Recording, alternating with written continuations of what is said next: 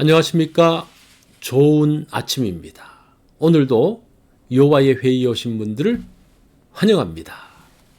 오늘 주신 말씀은 에스라 5장 2절입니다. 이 말씀 제가 받들어 읽습니다. 이에 스알디엘의 아들 스룹바벨과 요사닥의 아들 예수아가 일어나 예루살렘에 있던 하나님의 성전을 다시 건축하기 시작하며 하나님의 선지자들이 함께 있어 그들을 돕더니. 오늘 말씀의 제목은 다시 시작하기입니다. 중단했다가 다시 시작하는 것은 처음 하는 것보다 더 힘이 든다고 합니다. 다시 시작하려면 더 큰 에너지와 더 많은 격려가 필요합니다. 2절 말씀을 다시 한번 봅니다. 이에 스알디엘의 아들 스룹바벨과 요사닥의 아들 예수아가 일어나 예루살렘에 있던 하나님의 성전을 다시 건축하기 시작하며 하나님의 선지자들이 함께 있어 그들을 돕더니. 주변의 반대로 인해 성전 건축은 16년 동안이나 중단되었습니다. 뜨거운 열정을 가지고 시작된 성전 건축이 중단되면서 유다 백성들은 마음이 찢어질 듯 아팠습니다. 중단된 지 1년, 2년, 10년이 지나 이제 15년이 되었습니다. 오랜 시간이 지나면서 성전 중단은 당연한 일이 되었습니다. 성전터 주변을 지나면 미안한 마음이 있지만 눈에 보이지 않으면 다시 잊혀집니다. 포로지에서 돌아와서 할 일이 많았습니다. 성전 공사가 중단되면서 각자가 해야 할 일들을 했습니다. 자신의 일에 분주하다 보면 다른 곳에 신경 쓸 수가 없습니다. 그러면서 성전 건축은 완전히 잊혀졌습니다. 1절 말씀을 보면 선지자들 곧 선지자 학개와 잇도의 손자 스가랴가 이스라엘의 하나님의 이름으로 유다와 예루살렘에 거주하는 유다 사람들에게 예언하였더니. 이러한 때에 학개 스가랴 두 선지자가 나와서 성전 건축이 중단된 것에 대해서 예언하며 책망했습니다.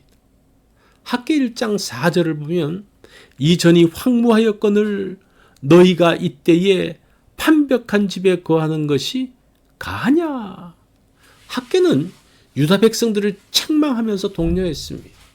스가랴는 하나님 전의 영광을 말하면서 독려했습니다.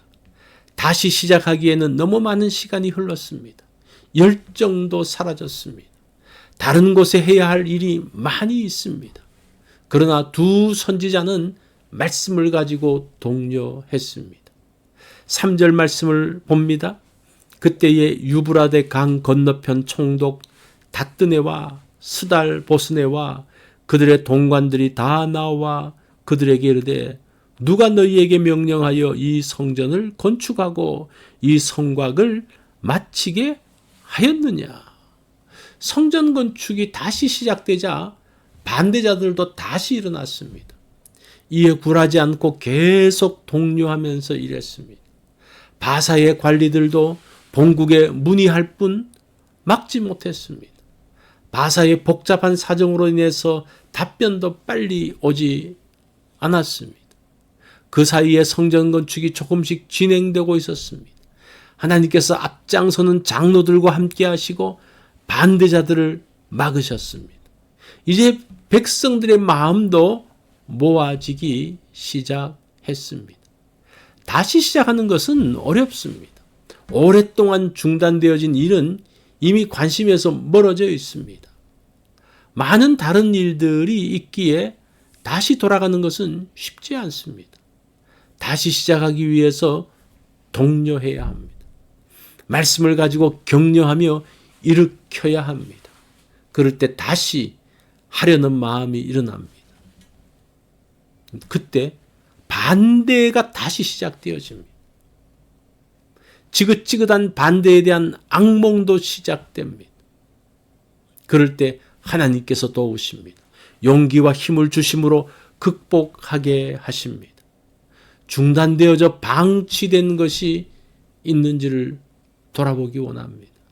하나님께서 마음의 소원을 주셨는데 반대와 어려움으로 인해 중단된 것을 보기 원합니다. 하나님께서 다시 시작하라고 하십니다. 말씀을 통해서 독려하고 있습니다. 그 일을 할 때에 함께 하시겠다고 약속합니다. 오늘 방치되어져 있는 일들을 돌아보기 원합니다. 하나님께서 말씀하셨지만 하지 못한 것을 보기 원합니다. 그 일을 다시 시작할 계획을 세우기 원합니다. 다시 시작하라는 말씀은 마음을 무겁게 합니다. 중단하게 된 사정과 그간의 상처들이 부담을 줍니다. 중단한 것에 대한 죄책감도 있습니다.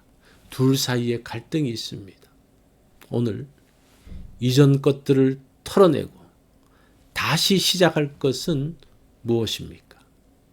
이것이 오늘 여호와의 회의에서 주신 말씀입니다. 오늘 하루를 지내면서는 다시 시작할 것을 보고 또 거기서 다시 시작하기 위해서 일어서는 그런 날이 되면 어떨까요?